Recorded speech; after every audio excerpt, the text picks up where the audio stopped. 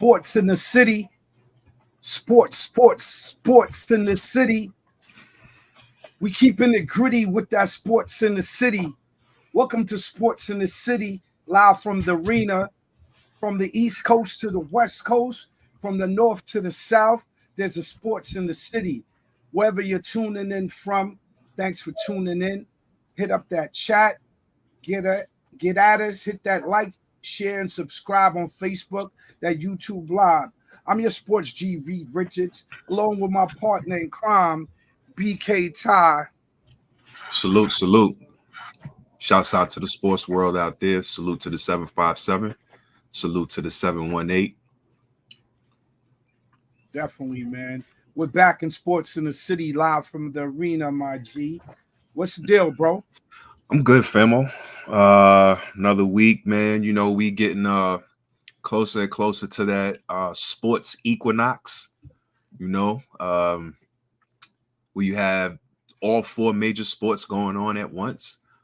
It's a very short window in the sports world, but I'm still looking forward to it. I'm actually glad football season is in full swing.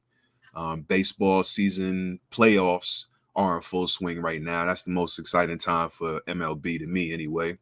Right. And you definitely got hockey and NBA getting ready to kick off. So sports is about to be in full swing very shortly. All right, so let's get to it. Strictly top shelf. We got the helmet-to-helmet NFL game of the week, the 49ers versus the Cowboys. We got round ball around the world, WNBA finals, Aces versus the Liberty. Live from the Diamond, we got the AL and NL playoff rundown. And jumping out the gym, we got the GOAT, Simone Biles, leading the U.S. to the 7th straight world championship. Off the top of the pile, NFL helmet to helmet. The Niners versus the Boys was the game of the week, Ty. You already know that. The 49ers demolished, destroyed, and totally defeated my Dallas Cowboys. We had to eat that L 42-10, man. It was a massacre. The 49ers multi-headed monster decimated the Cowboys like Godzilla, boy.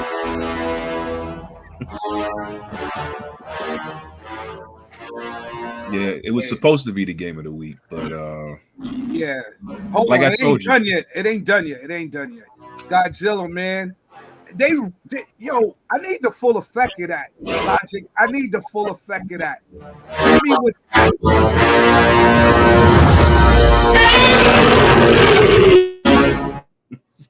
That's how the 49ers did it with my D. Yeah. It was terrible, man. You saw the game, man. Pretty much the 49ers have a complete squad, top to bottom, offense, defense. The crazy part about it is not only is there undrafted QB, one of the bright spots of the season, definitely a strong suit for them with his very mature decision making at such a young age in the league, but I think a legitimate MVP candidate. Well, probably would be a legit MVP candidate if it wasn't for Christian McCaffrey, who's just the all-world running back right now, and at this moment right now, probably the best player in the league. I think if they continue on this path that they're going, this could be the first team. I think this would probably be the first team to have two MVP candidates in the same season since your boys did it back with Emmett and Troy Aikman. I think one year they were both in the MVP running, but I think this will be the first time you'll have two players, especially on the offense, both in the running for MVP, because Brock Purdy is looking pretty strong, man. 252 yards, 4 touchdowns, a career best 144.4 passer rating. Just one of the facets that made your guys look. I don't even know the word for it. Pedestrian. Pedestrian is a great word. At best. So, to your point, man, as we're looking at the highlights, the 49ers, I have to first give it up to the head coach of the 49ers. Kyle Shanahan is definitely an offensive genius, and he has his team clicking on all cylinders, my G. They you know what it was like when I was watching the game, man?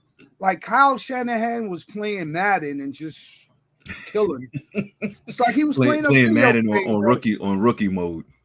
Right, bro. He was just killing, bro. They had no answer. And the thing that really bothered me about this game was that the Cowboys lacked the physicality that the 49ers had. And the Cowboys is supposed to be a very quick and physical team. And they did make some plays, but I have to kind of go back to this, that the loss of Trayvon Diggs is really changing up their whole scheme of how they're playing defense right now, and they're being exposed, as Virginia Slim mentioned last week. They're being exposed, and you can't have that. Like at the end of the day, like it's looking like the two teams to beat in the East are going to be the Eagles and the 49ers. I say the 49ers right now, and the Eagles until they become meeting, until they get beat. I mean, as far as the whole NFL, the 49ers and the Eagles keep finding ways to win. But to the 49ers, they are just playing so crisp and on another level. It is very difficult to combat these plays. And then I think unlike any team in the league right now, the 49ers is the one team that you look at. And I mean, as of this moment, you say, where's their weakness? Where can we exploit them? And there's no weakness. They're just that good on both sides of the ball. I said previously that I think Dak had the most to gain or lose from this game, and pretty much, he lost me. Yeah, he didn't take advantage of his opportunity to really silence critics about his QB play. He lost me, bro. He didn't rise above the occasion, and the fact that the offense didn't get in the red zone, you can say it's a testament to San Francisco's defense, but also to this point with the postseason expectations that a lot of people had, not just Dallas fans, but a lot of people in football period that they had, and the hopes that I think a lot of people had hopes that Dak Prescott could finally rise above the criticisms that had plagued him for his whole career. And pretty much, I forgot who it was that said it, but he is who he is. It's I mean, it doesn't help, like I said, that they ran into a juggernaut like San Francisco. This is actually their 15th straight regular season win, which is phenomenal. A well-oiled machine. And this was actually I think another way to look at it is this is probably the hardest test that Dallas will face this season. No way to go but up right now for them. To reclaim your status. I still have Dallas as one of the top 3 teams in the league right now. I was teetering between, so I have San Francisco and Philly, of course, and I was teetering between Seattle and Dallas. But in the NFC, I'm in the NFC. I'm still going to go Dallas as that 3rd team in the top 3, just because their defense. I don't think there's another team in the league that will have their defense looking as bad as they look against San Francisco. Bro, to be honest with you, I think it's debatable at this point because of the poor showing that the Dallas Cowboys made. And then when we said that the loss against Arizona was an aberration, like just a blip in the season, I can't really say that now because of the way that they lost to the 49ers. I would have to say that I did not expect them to win this game because just the way that the 49ers were playing. But I would have to say that I expected them to at least show up and make the game competitive. By halftime, I was ready to tap out at halftime, bro. And we talked about that. Go ahead. tap out by halftime, that's a problem. That's a Absolutely. major problem. We talked about this last week as well. We said that San Francisco is still the favorite, but Dallas Right. has to have a good showing. I didn't think Dallas was going to win this game, but I didn't think they were going to get, for the way they've been playing this season, I didn't think they were going to get blown out the water the way they did. It was just an embarrassment to the organization, and it was definitely an indictment on Dak Prescott, because I would have to say that I don't have confidence in Dak anymore whatsoever, to be honest with you. And I really mean that sincerely. Like, you don't want to have an NFL quarterback who's only going to take you but so far. And I Welcome don't to think my Dak, world. and I don't think Dak, Uh, well, we not in the same category as the Giants. I'm not going to say that, but I will just say this. When you are playing to win a Super Bowl, as your man Herm Edwards said long time ago, you play to win the games. You don't play to um, come in second, third, fourth, or fifth. And Dak, like, come on, he made Dak look very silly. And Brock Purdy, he was the last pick in his draft, the 256th pick in his draft class. And he is playing like he's reminding me of how Joe Montana used to run Bill Walsh's offensive West Coast offense. And I can't find any mistakes in his game right now. To your point that you made a week or two ago, and I was like, it might have been too early to call.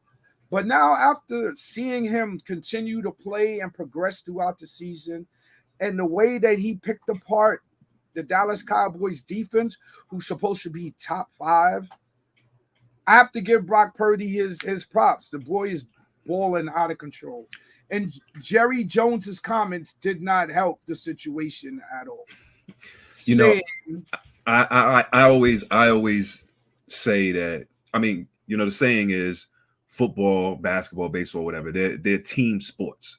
right, So I think had Brock Purdy been playing behind the Giants O line, it would probably be a different story. If he was the Giants QB instead of Daniel Jones, I don't know that he'd look as good as he looks. I definitely don't think he'd look as bad as Daniel Jones has looked, because right. one of the things I admire most about Brock Purdy, man, is a lot of these passes that he got. I mean, it wasn't even 2 seconds. Snap the ball, one step, and quick, precise passes, which is the one knock that we have on Daniel Jones. He's a poor decision maker. I think he's a substandard passer. Whoa, we're going to get to the Giants. We're going to get to the Giants. Yeah, I know but you but got a but lot to vent about the Giants, but let's finish this Cowboys and 49ers before we jump to the Giants, because I got one we're more going to one more touch on point. them. One more Yeah, point to your point about Dak Prescott. Yeah, Dak is probably not as great as some would think he'll eventually become, but bro. you guys only had 57 rushing yards that game. Bro. Is We that a held product of McCaffrey. is We that a held McCaffrey to 56. So you're going to have two stellar defenses. So I just think that the Cowboys are just not as good as a team as the 49ers. And Jerry Jones did not help the situation. He said they're right now probably the most likely to go win the Super Bowl. Thanks a lot, Jerry. That's a boost of confidence. But in order for them to get there, they have to go by us. Well, they didn't just go by us. They ran over us. They ran around us. They ran on top of us. They ran all through the whole Cowboys. So I don't know if Jerry Jones was trying to play a mind game, but it definitely backfired. But I don't know that it back if it was something that he said before the game, he then did. yeah, it absolutely He did. backfired. But He if it said was it something he before the said game. after the game, that Yeah. might be good motivation for guys to get back Nah, on he said track. it before the game. He couldn't keep his mouth shut. He couldn't keep his trap shut, man. So that was the 12th worst loss in Cowboys history. Mm. That was the worst loss since 2013, when the Cowboys lost to the New Orleans Saints 17-49. That's just to let you know. The most points that's ever been scored on the Cowboys was 54 by the Minnesota Vikings. And that was back in the 70s before you and I we were probably just babies back then. So just to let you know how bad of a loss that is, bro.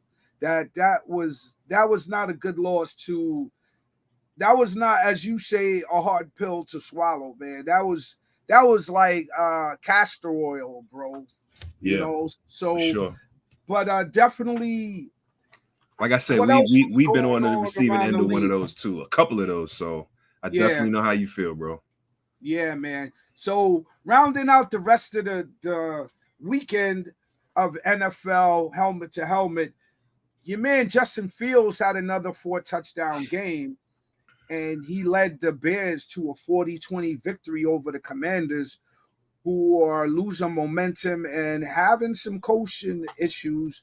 Juan Rivera is making a lot of mistakes nowadays, and there's talks that he's getting a pass because he used to play on that 85 Bears team, because he's not really doing a great job of coaching the Bears.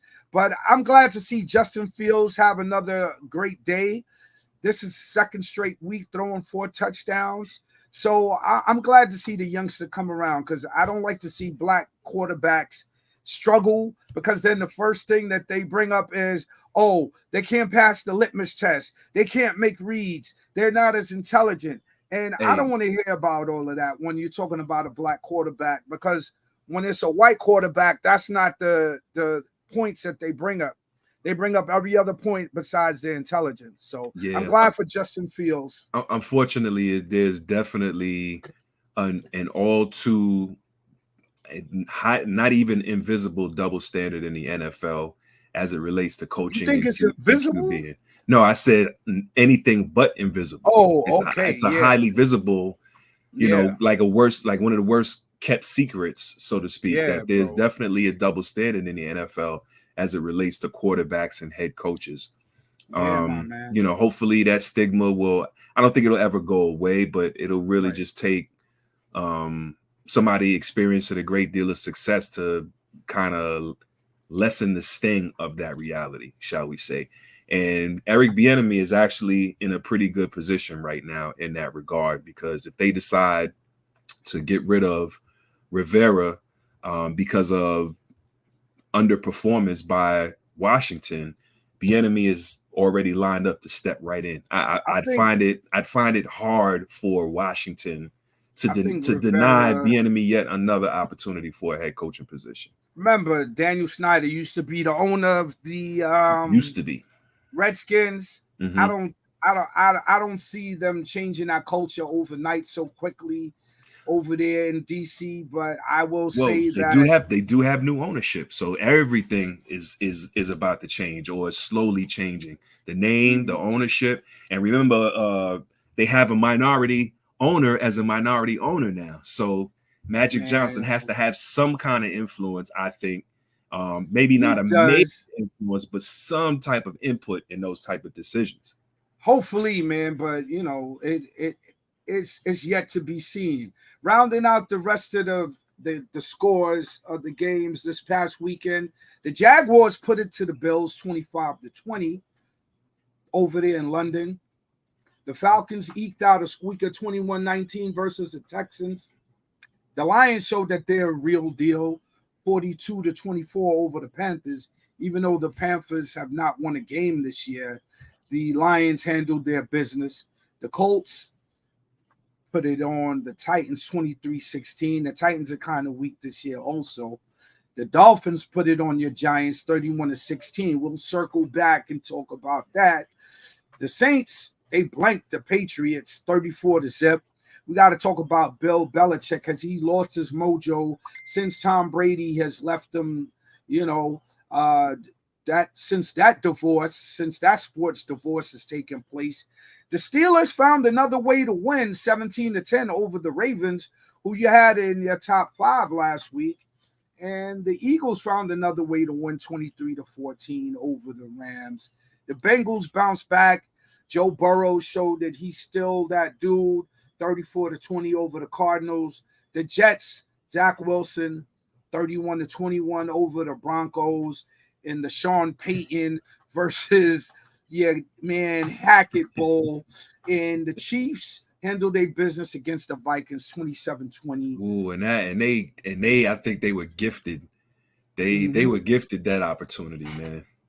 And Jordan Love threw 3 interceptions as the Raiders back down to earth beat them up 17-13. That was a very physical game. Any game. Let's talk about your Giants, because I saw you was yearning like the Gap Band to talk about the Giants. So go ahead, bro. Let us hear it. I don't recall me being so thirsty to talk about the Giants. There's really nothing to say about these guys.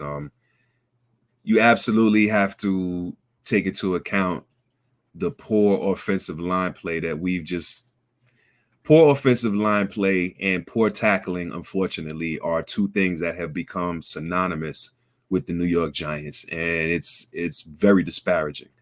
But Daniel Jones hasn't inspired confidence in anybody, and I won't say I was a Daniel Jones apologist, but I was definitely one of his biggest supporters, especially after last season when he looked like he was kind of coming around, but now it looks like he's regressed.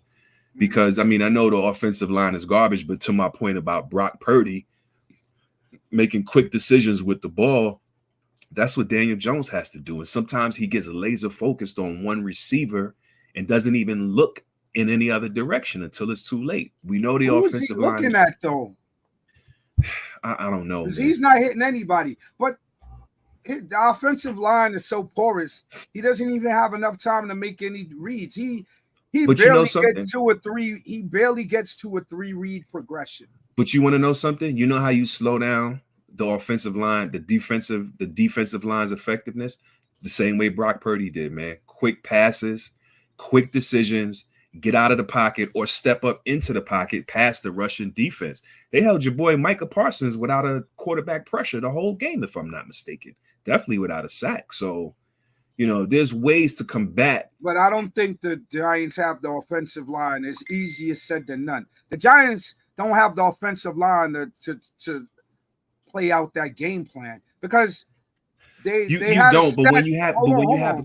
a stat this week that the Giants give Daniel Jones less than 2.4 seconds to release the ball. That's no time for him to throw the ball. Let's count to 2.4 seconds. 1, 2. You got somebody on you in that amount of time. I don't think he has time to try to run any offense. You really seriously think he has time to run an offense in that amount of time, bro? I do, if you make better decisions. Like I said, bro, I can't. I have to disagree with that. We understand how Didn't bad he the get offensive broke line up this is. week? Absolutely. He got injured. We understand the offensive line is bad, bro. But he's on pace to get sacked 102 times this year, bro. 102 times. You're not protecting your quarterback. But your quarterback has to be smarter with the ball as well. There are plays where the line is breaking down and you see the pocket collapsing. Step up. Get past the rushes. Get past the rushes. He never steps up. They on your boy. Go look at the footage again, bro.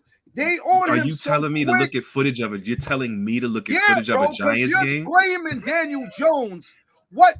Bro, just because you're a Giants fan, I'm blaming the offensive line. I'm blaming lack of tackling by the defense, and I'm blaming poor decision making by Daniel Jones. I'm not saying everything is because of Daniel Jones, but I mentioned the tackling in the offensive line before I got to Daniel Jones. All right, so let me just say this. As someone who's watching the game, even though I'm not a Giants fan, I can still look and see what's wrong with the Giants. And the first thing is that I don't care if it's Daniel Jones. It doesn't matter who the quarterback is. If they have no time in the pocket, you mentioned Brock Purdy. If you look at the game with the Cowboys, Brock Purdy had time to throw the ball. They had time to run trick plays. You can't compare Brock Purdy and the protection that he's getting to the protection that Daniel Jones is receiving from the Giants. You can't do that, bro. That's unfair. And that's your boy. I'm just telling you how I see it, bro. And it's a fact that he's getting no time. And how I see it is, if you're not making quicker decisions, you're putting your offensive line under more pressure. We started the season 1-4 last year. We made it to the playoffs. What did we win? 9-10 games last year? That was last year, bro. The same offensive. As a matter of fact, our offensive line got better. It got on paper supposedly got better than. You have some people out on the offensive line of the Giants. We do. And it's definitely the loss of Saquon right now. Well, but that's the big part to it, because you have who you was talking about was going to take Saquon's place. And I was like, who? Matt Breida. Who? Matt Breida.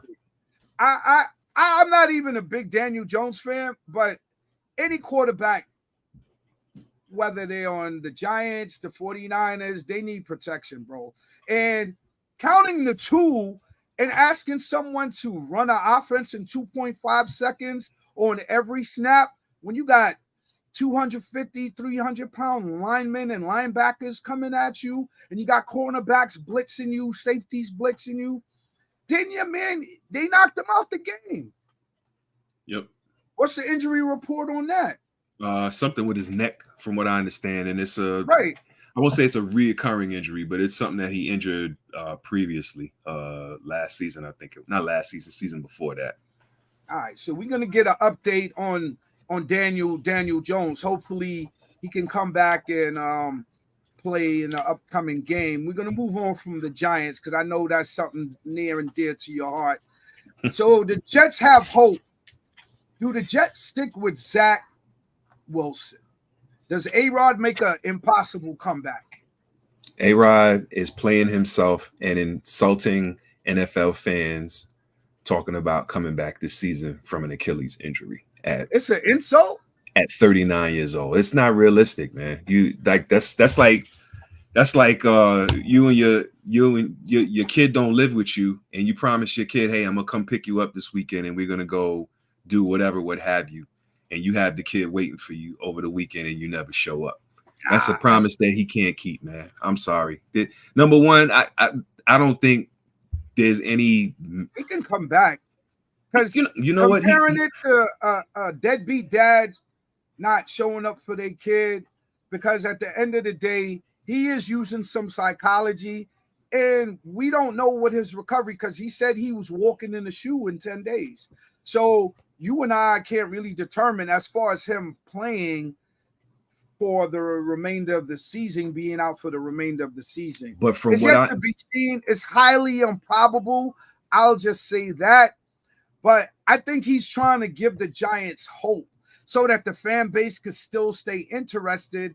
And look, Zach Wilson's play is improving. So it might be working, because now they're actually have a possibility of making the playoffs. I don't know about making the playoffs. Definitely not with Zach Wilson. But one thing that I did hear that was mentioned is Minnesota throwing in the towel, and especially with Jefferson recently hurt. Actually, even before he got hurt, I heard whispers about Kirk Cousins being on the market and the Jets potentially. And this was actually before Zach Wilson had his. I don't know if you want to call it a resurgence, but once he started playing better, I think the talk sort of died down and was replaced by, is Zach Wilson a viable option to carry the Jets through the season? With the defense that they have now and everything else in play, it stands to reason that they should go out and get an effective QB, somebody that can play now, somebody that can get them somewhere. So to your point, if by some miracle Aaron Rodgers is able to come back, Virginia Slim, you know what? That the only thing I have with that is no man can determine and tell you what you can do in this world. That's the thing. I'm not saying that it's gonna happen definitively, but I say it's a possibility, because he's on a different path. So Virginia Slim, what you got on that? what's the odds of Rodgers coming back and playing one game? If they make the playoffs, he's coming back because they're 2-3 right now. They're only 2 games back out of first place. Miami shows that they can be beat. Now that Zach Wilson is playing a little better and he's making better reads and he's making better passes and the offense has more continuity, they're 2-3. The Dolphins are 4-1 and Buffalo's 3-2. Have the Jets played the Dolphins this year yet? They haven't yet. So I still give it a possibility. Maybe I'm just hopeful, man, that A-Rod comes back for those Jet fans so that he can at least try to show up for at least one game, man. One game. Moving back to your Giants, though. Your man Evan Neal gets thrown into the orphanage, man. And he looks like he hasn't missed any hot dogs or hamburgers. He apologizes to the Giant fans for saying that what is it for a lion to take the advice of a sheep? What do they probably do? Flip frankfurters or hot dogs or hamburgers for a living? And then he backtracked and apologized. Do you accept his apology as a Giants fan? I mean, son is young, and young people say and do stupid things. In the grand scheme of things, this is not something that anybody will even. Do you forgive him, bro? Are you feeling him right now, bro?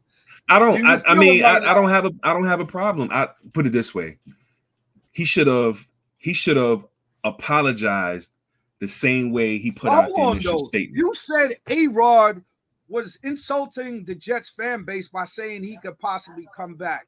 Yeah, you blowing that's pipe dreams. You blowing smoke up their ass. Aaron Rodgers is not coming back and playing any effective football for the Jets this season. On the show? You gonna put on the Jets jersey if he comes back? You act like that's killing me. Put on the Jets jersey? I mean, whatever. Because there's, like I said, there's no way. Even if he does suit up, there's no way Aaron Rodgers plays any effective football for the New York Jets this season at all. And as far as Evan Neal is concerned, it was a stupid comment that he made. He was caught up in the moment. It was a jerky thing to do. He didn't insult the Giants fan base? That was insulting? It was a stupid thing he said and a stupid thing he did. But you know, as an athlete, you can't insult the fan base. Period. Right.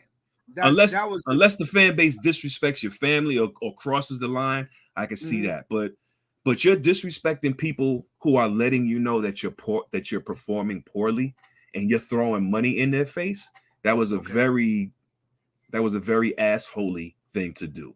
But again, like I said, I chalk it up to age and you're such a forgiving dude, man. You forgive everybody, man. I'm just saying, it's nothing to be all bent out of shape about. You know what I'm saying? That's your man's on your team calling your fan base hamburger flippers and hot dog flippers. Yeah. You still ride with him. Right. Yeah. That's where your loyalty is. Absolutely. That's your allegiance. Like I said, I'm not condoning what he did. I don't approve of what he did. But it's water under the bridge. I ain't worried about it. It was just last week. It's water under the bridge. It's something small. You know your man is out now, right? And he apologized. Karma's a bitch. He's injured now. Who's that? Your man Neal. He's out. Oh. He's out. Oh, well, he's hurt now. He's injured. He wasn't doing nothing this season anyway, so. Karma's a bitch. He won't be missed. That shit, and now he's out of there. But moving along on the helmet to helmet, who would you want to see in a box of an NFL game? Right? Because to your point last week about all the hype of Taylor Swift, and Beyonce was dating or was married to a hip-hop mogul and a minority owner of the Nets at the time, which is valid. I just think that the NFL does not know how to handle that type of situation because when you've seen it for years, the LA Lakers in Hollywood, they have an A-list of celebrities and not for the whole game, you panning on one person. It's still about the game. And I think that was for promotions. And I think the one who benefited from it the most was Travis Kelce. I think he might be I don't even think, to be honest, that he's really dealing with Taylor Swift. I think that's, like you said last week, helping to promote her upcoming albums and concerts. And Travis Kelce's rocket jersey sales rocketed last couple weeks, went up 400%. The NFL doesn't need Taylor Swift. They're a $15 billion plus industry. So I think it's Travis Kelce that's creating this. I don't even think he deals with it, to be honest with you. The NFL doesn't need it, but they absolutely welcome it. You know how many casual fans that don't even follow sports? That game was sold out, and it wasn't sold out because New York Jets fans are okay. So she was at the game this week. Absolutely. I mean, they were talking about it. She was at the game this week. She was at the game. When? She was at the game. They were talking about it. The game this week. They were talking about it. They were saying people were buying. Matter of fact, she was at the game. They showed her walking in with, I think it was Ryan Reynolds and some other actor, Hugh Jackman or something like that. Yeah, absolutely. Absolutely. And she's absolutely helping. So she's going to be at every game this week. I mean, she may or may not be, but, you know, true sports fans aren't, you know, I guess maybe sports fans that are also Taylor Swift fans, it's like a nice thrill or whatever. But for real, the end of the day, being a sports fan that I am, there is no celebrity that, you know, I got to get to the arena today because I don't know, Denzel Washington or Black Thought or somebody is at the football game. I might run into. Nah, man. You know, so you think that Taylor Swift has surpassed Beyonce and the Beehive? What do you mean surpass? These are two totally different fan bases. So popularity. Well, we know they're two different fan bases, but you think that she's more popular than Beyonce right now? Taylor Swift? Absolutely. Really? Okay, we got absolutely. All right. Absolutely. So we're gonna have to look. I don't want to make this. I don't want to make this a racial thing, but it's a racial thing, brother. I don't know, man. We are minorities, brother. All right, time out. Enough Taylor Swift talk, man. Let's just take a moment to pause for the cause and big up an all-time NFL legend, R.I.P. to Dick Butkus, who was a prototype NFL linebacker.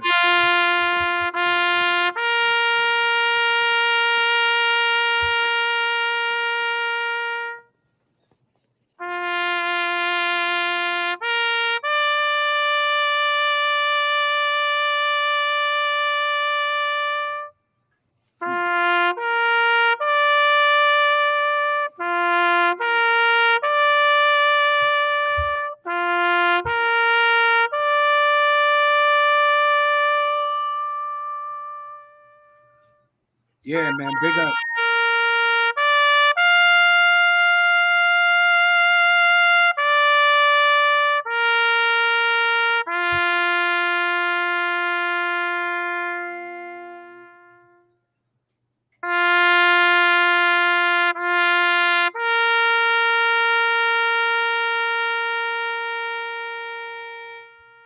Dick Butkus passes away at the age of 80. NFL linebacker, top 100 players of all time, NFL Hall of Famer. Do we have that footage where you see Dick Butkus in action? Because words can't really describe when he was on the football field, how he would put the fear of God into NFL running backs, quarterbacks, and wide receivers, the offensive linemen. It's just crazy. Just crazy. Those are some of the all-time greats. And he is definitely in the NFL films. Started playing back in like the 1950s, late 50s. Played for 9 seasons. Made 8 Pro Bowls. And when you talk about an NFL linebacker, before Lawrence Taylor, Dick Butkus was the prototype. If you wanted to make an NFL linebacker, Dick Butkus was the person that they would use to show other players how to be. Top 5 linebacker. He's not even going. He's just going straight for the ball. He's throwing whoever's blocking him off, and he's just going for the ball. And when he hits you, you knew that he was there. He's a savage that played in savage times, man. The rules have changed a lot to how those are all clean hits, bro. To how you can tackle people, and well, they were clean hits, but a lot of ways they were dragging people down and sometimes leading with the crown and stuff like that. They have rules now that. Well, I don't think it's about that right now, bro. I think it's just the way that he played defined the position because he played by the rules. He didn't, right. Go like against I said, the rules. I think it was a more savage game back then. The majority, because they're gonna put a different product on the field, but dude was as tough as nails, man. Tough as nails, man. But off the field, he was very humble. He was a gentle giant, like a big teddy bear was how he was described. Big up to Dick Butkus, one of the top 100 players. Where do you put him all time for linebackers? Or who do you have in front of him? Lawrence Taylor. I would say Lawrence Taylor is hands down the greatest linebacker to ever play. Agreed. Possibly Ray Lewis. From there, it's debatable from there, to be honest with you. Outside of Lawrence Taylor and Ray Lewis, I think it's debatable as far as like linebackers that are better or have more of an impact on the game than Dick Butkus. But, RIP, salute. He'll go down in Bears history. He played on a lot of bad teams, though. Moving along. Round ball, round the world. The Aces bounced the Liberty out of the arena 99-82. Will the Aces bounce the Liberty in this series, or will the Liberty bounce back? It's not looking good for New York. They look frustrated, especially in that second half. They looked all right in that first half, but then got unraveled. Definitely taken out of their game. No presence on the inside, and then they're not hitting their shots. I think if shots are falling, it's a whole different ball game. But the Aces just show a different kind of resiliency. And to your point last week, I think Aja Wilson is on a mission to kind of get some type of revenge for how low she fell in the MVP voting this year. I definitely think that she's playing with a chip on her shoulder. But to be honest with you, she was like the fourth leading scorer in that game. Yeah. The whole Aces squad showed up. Yeah, for sure.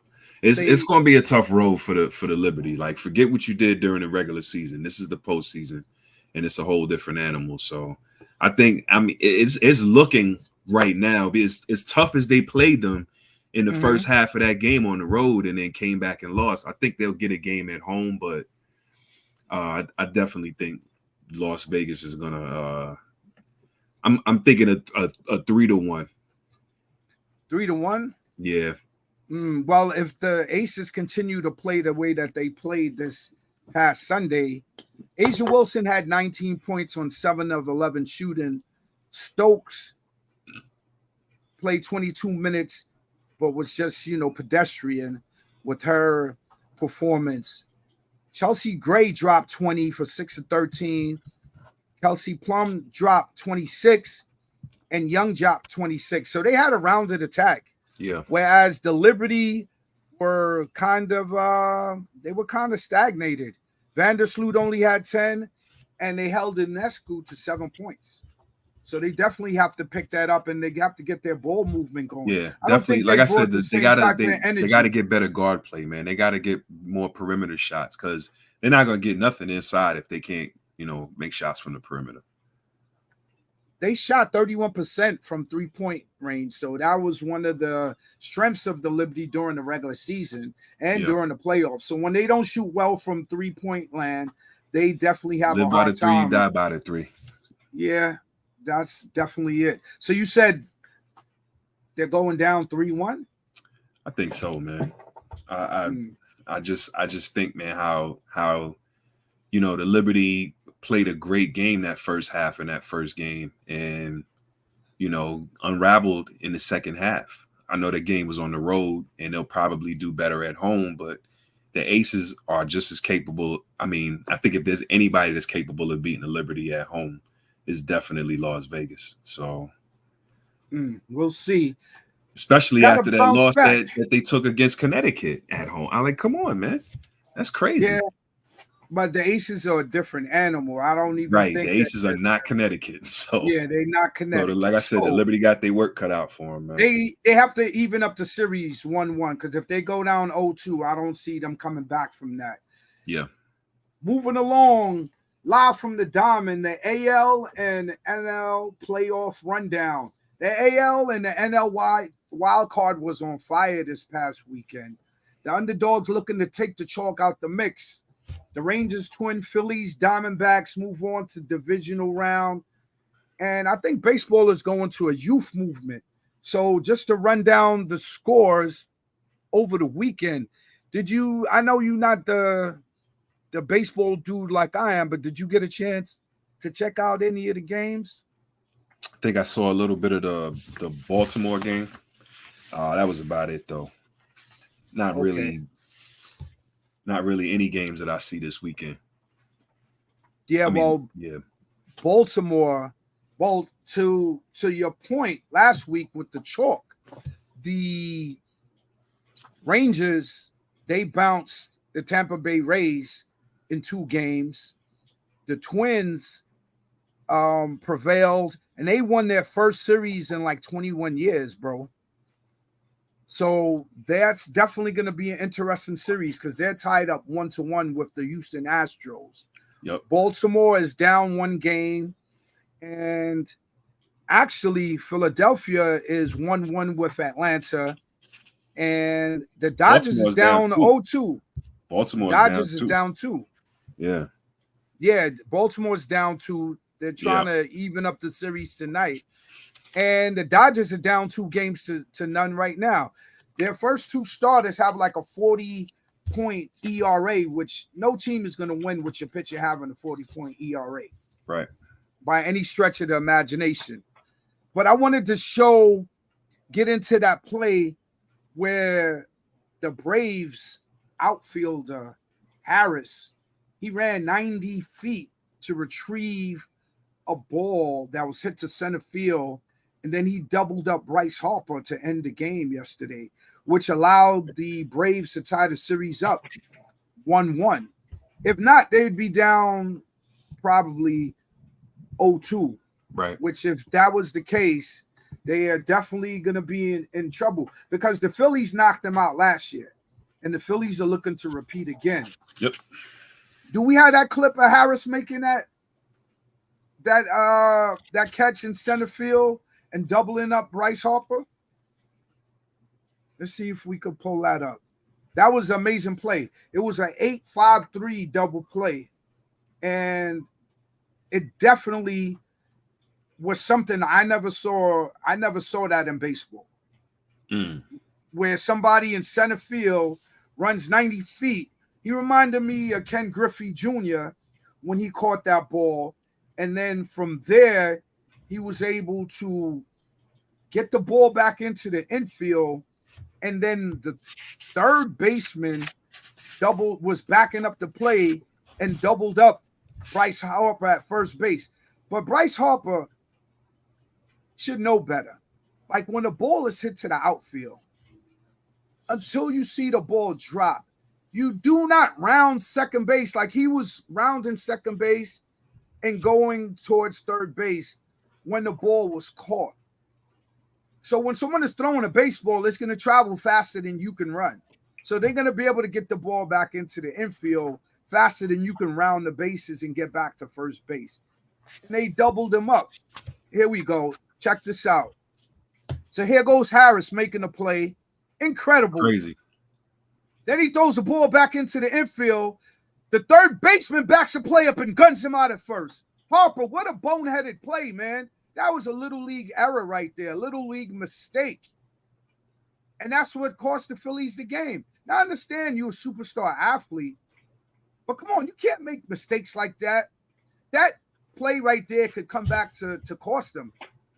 If they lose this series by one game, we're gonna look back at this game. That was an incredible play. He ran 90 feet for that. Definitely, and he had the wherewithal to maintain his bearings. He don't pay attention to his base running coaches because he feel like he the man and he could do whatever. And he gets caught. He ended the game on that play. And the Braves have tied it up. So you still going with chalk? Nah, man, you can't discount Philly. And I think that was a boneheaded play, but this 1-1. It's tied. Yeah, it's tied up. It's tied up. 1-1. And when's the last time the team with the best record won the World Series, let alone went to it? 2018. And that was the Boston Red Sox. Yeah. That was the Boston Red Sox. So definitely something has to give. But that Red Sox team, they were stacked. They had Mookie Betts, JD Martinez. Mookie Betts was MVP candidate right there. He was a front runner, 32 home runs, 30 stolen bases. Martinez had 43 home runs, 130 RBIs. That was a monster. That was a monster team back then, bro. And then since 1969, only 12 teams have claimed baseball's best record and gone to win the World Series. The New York Yankees accomplished it 3 times, while the Red Sox and the Cincinnati Reds have done so twice. The Orioles did it in 1970. The Reds did it in 75. Also, they did it in 76, the Cincinnati Reds. The Yankees did it in 78. The Tigers in 1984. The New York Mets in 1986. The Oakland Athletics in 1989. The Yankees did it again in 1998, which I think was the greatest baseball team, the 1998 Yankees. 2007 was the Red Sox, and then 2009, the Yankees did it again. The Red Sox in 2013, and then the Cubs in 2016 to round off the 12 teams who accomplished that feat, right? So they definitely have their work cut out for them. Moving along, jumping out the gym, we have to give homage, man, to Simone Biles, man. Simone Biles is the GOAT, man. Salute. She is definitely the GOAT, man. Salute. Greatest gymnast in leading history. The U.S. to a 7th straight world championship. Biles became the most decorated gymnast in history, capturing her 34 medals, 21 of them which are gold, 27 in the world championships, and 7 in the Olympic Games. So she definitely now is far and beyond the greatest gymnast to ever live. And I hope that she participates in the 2024 Olympics, man. I think she is. I'm pretty sure she is. Yeah, bro. And the thing that amazes me with her is that she took 2 years off to recuperate from the time when she went through a mental block as a gymnast, which is called the twisties, meaning that you have it's kind of like a paranoia or a vertigo, being up in the air and performing those feats. So for her to come back and then win again is like, it's incredible. Salute Simone Biles. Salute. I hope to see you in the 2024 Olympics. And the U.S. team won their 7th straight all-around team championship. So definitely big up to them as well. Definitely. It's crazy. Moving along to the NBA preseason. Did you start watching any of the NBA preseason games? Yeah, I saw. Of course, I watched the Knicks game, which I guess is my way too early thoughts are how do we struggle against a Boston team that didn't play any of their starters in the game? You know that part right there. Yeah, but it's preseason though. You know, yeah, it's preseason. We'll see. It's preseason. But they did win. They did win the game. They won the game. So. That's So a consolation prize. absolutely. Then I definitely caught the Chet versus Wemby contest. I'll tell you, the two front runners for Rookie of the Year, Wembanyama and Chet Holmgren. Yeah. Chet definitely played like, Wembanyama, he just looked so, I mean, he was into it, but things just look so easy for this guy. I think it looks easy. It everything, shooting, dribbling for a guy his size is just so fascinating to see a guy that tall, do the things that he does on the court. That you come from a traditional. If you were raised watching basketball in the 70s, 80s, and 90s, big men played in the paint, and it's a totally different game now. You got 7-footers out at the top of the key doing step back threes and crossovers between their legs and, taking their man to the hoop. I think Wembanyama, his detriment will be the 82 game the 82 game schedule, which will definitely take a toll on him. But then his body being so tall and so slight, big men don't fare well in the NBA as far as health is concerned. There's always some. Well, number one, him being a light in the ass, but both of them are though. Him and Holmgren are light in the ass.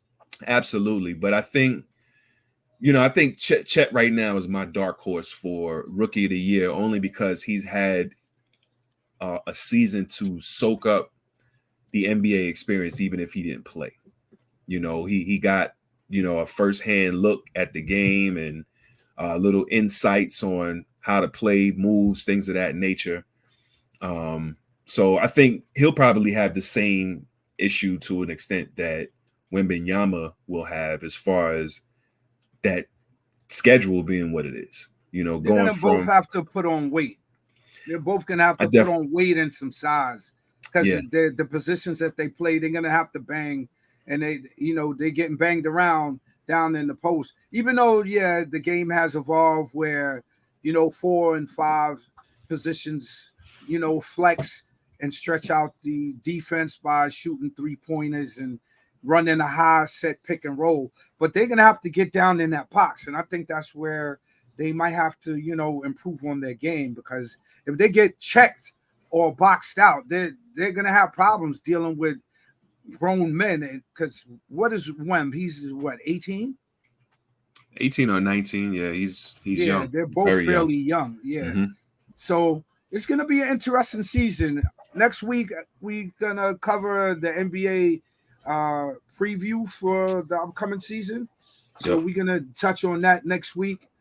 Moving along, we're gonna get into the orphanage.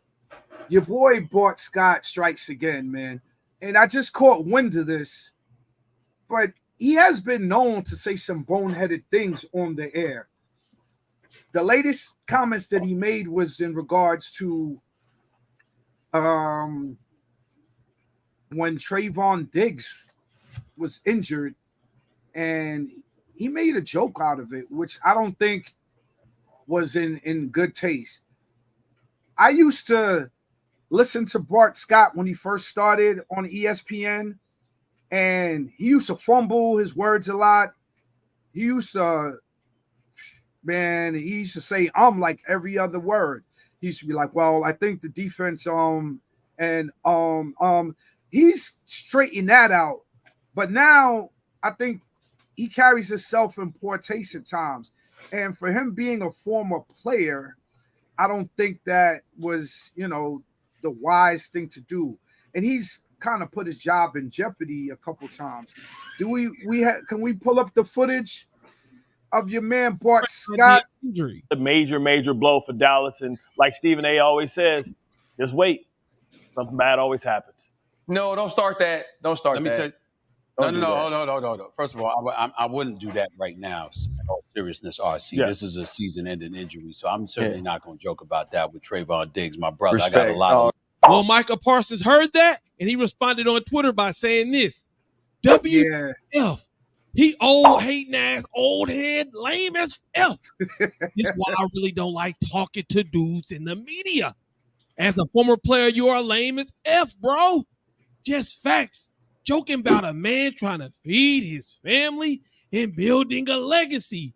ESPN gotta stop letting cornballs on TV. Now, Michael wasn't the only one upset with this clip, man. but other people have gone on to say, hey, this isn't the first time Bart Scott has said something out of pocket, crazy, or just weird. What's your thoughts on that?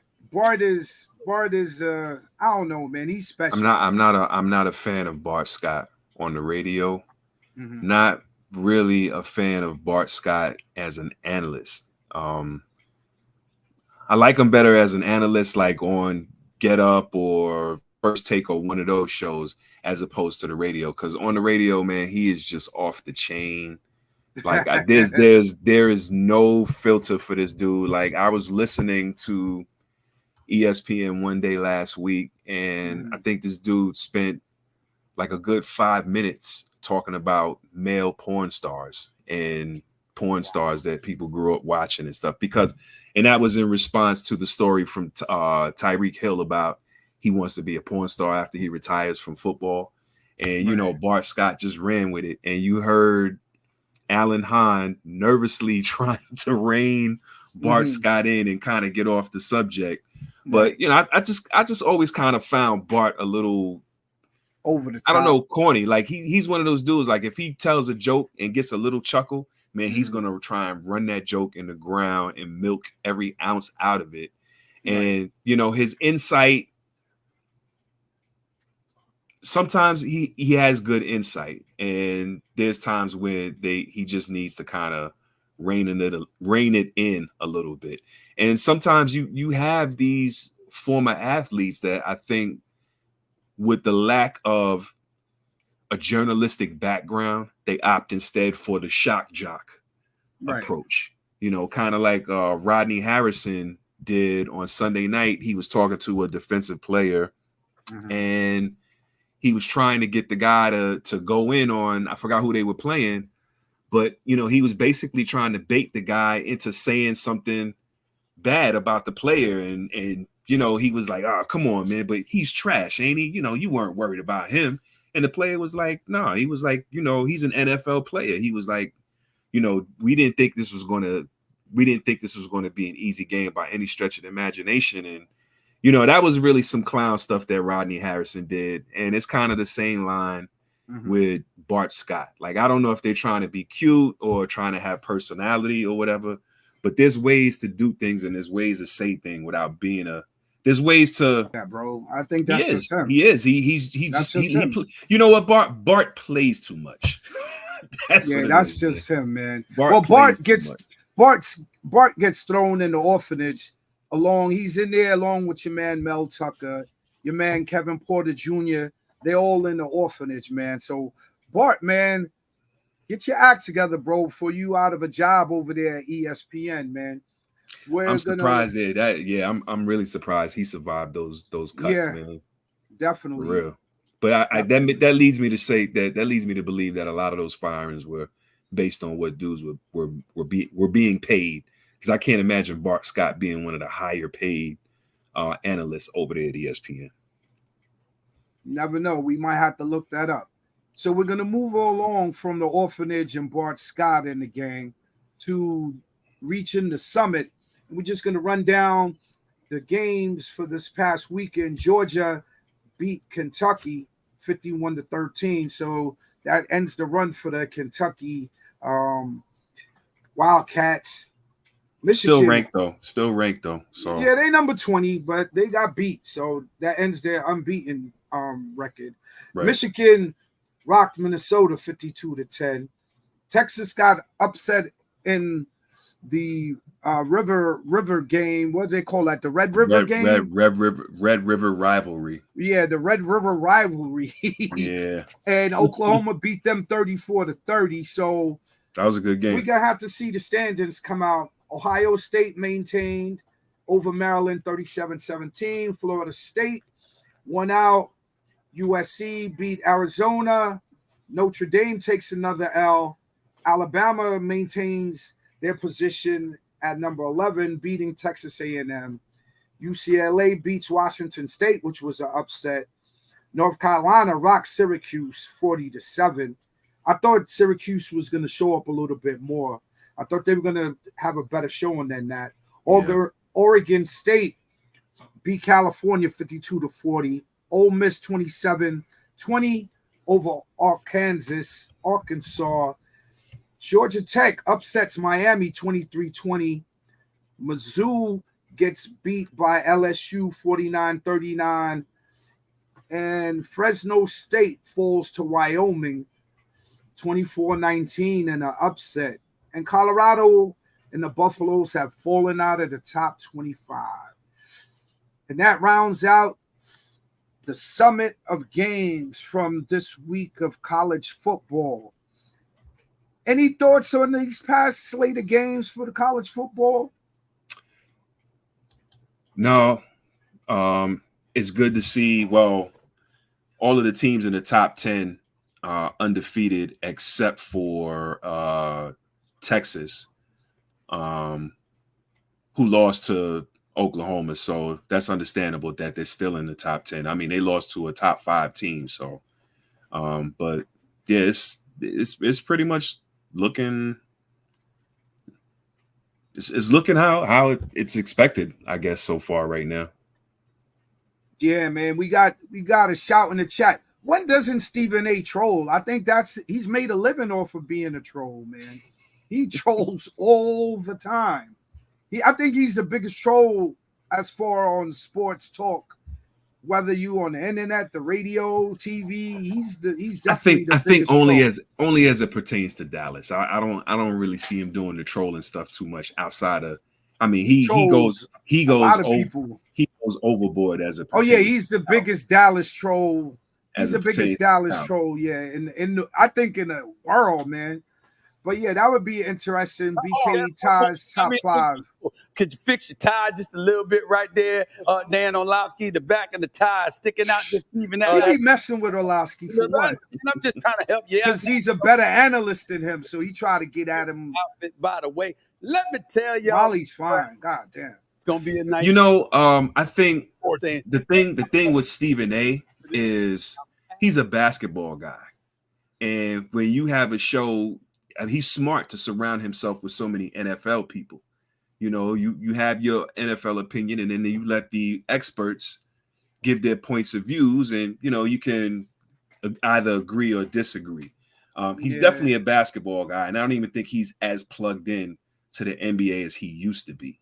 But definitely as far as football Hollywood is concerned, there's not many guys in the league there are not many analysts right now that are up there with Dan Orlovsky as far as the NFL is concerned. Ryan Clark is up there too. Ryan Clark is definitely on his A game. Yeah, and he's very eloquent. X's and O's and breaking the game down. You got to see Ryan Clark when they let him get at the board. He does his thing. So.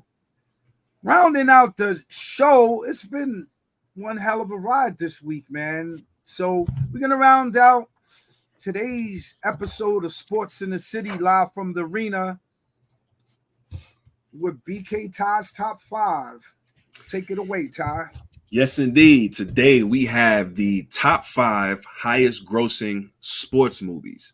And by sports movies, we mean one of the 4 major sports: hockey, baseball, football, basketball, and to include boxing.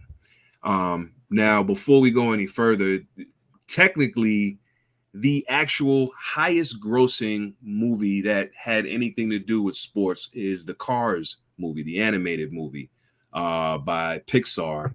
And I think they did 320 mil worldwide.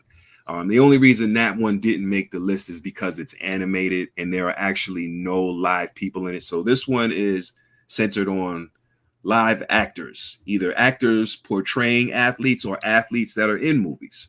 So here we go, the top 5 highest grossing sports movies of all time. Coming in at number 5, we just mentioned something about an animated movie. Well, this movie was half animated, and we're talking about Space Jam, not the LeBron James remake, but the one with the original, with the GOAT. That's right. I said it. The GOAT, Michael Jordan, and his co-star Bugs Bunny. Space Jam, which came out in 1996 and grossed $230 million. Coming in at number 4, Creed 3, starring Michael B. Jordan, grossed estimated 261 mil and counting.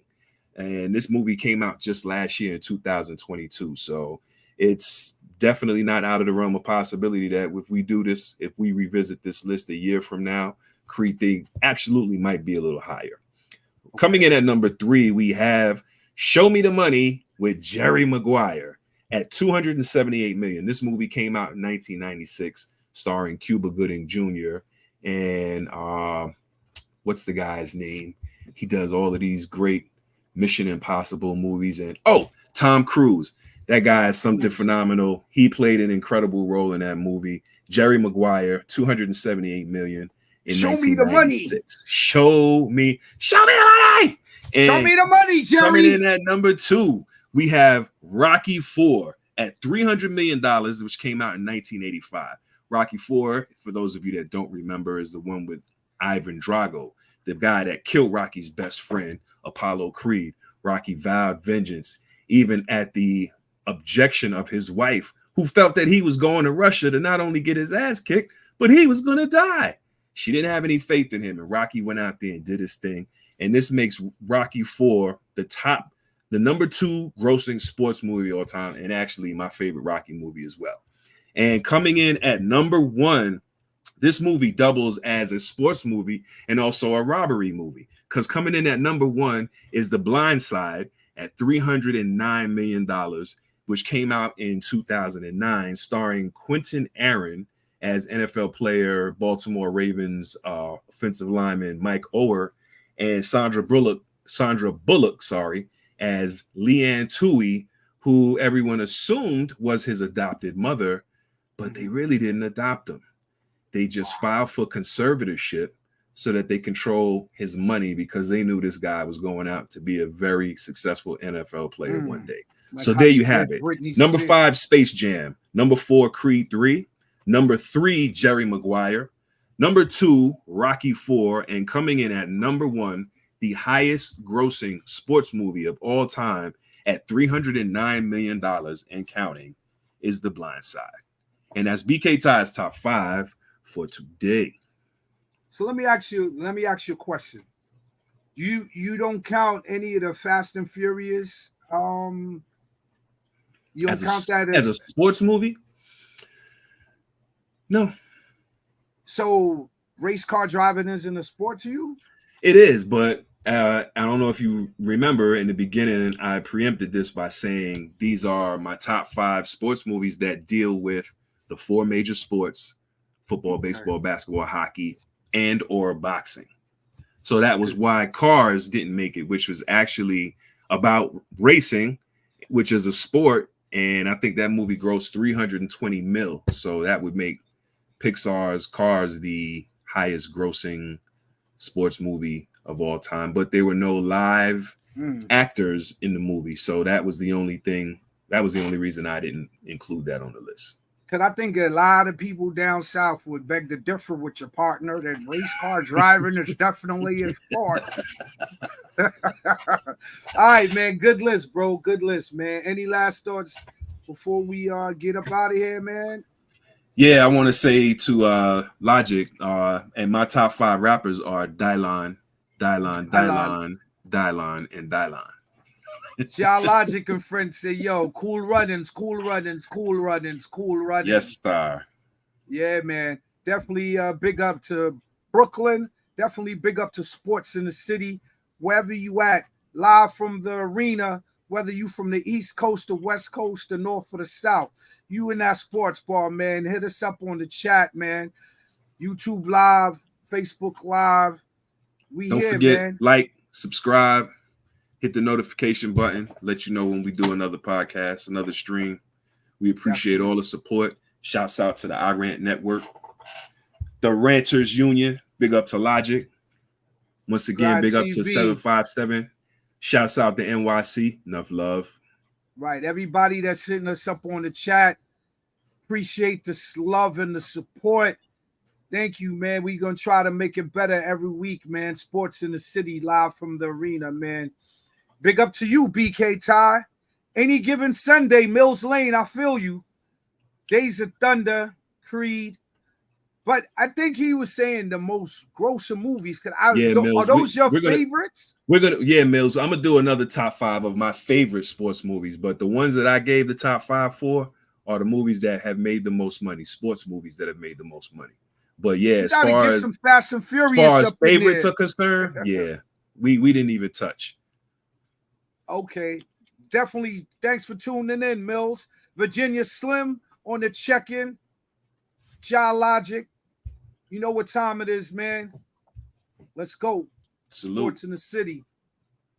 Thank you, man. Big up.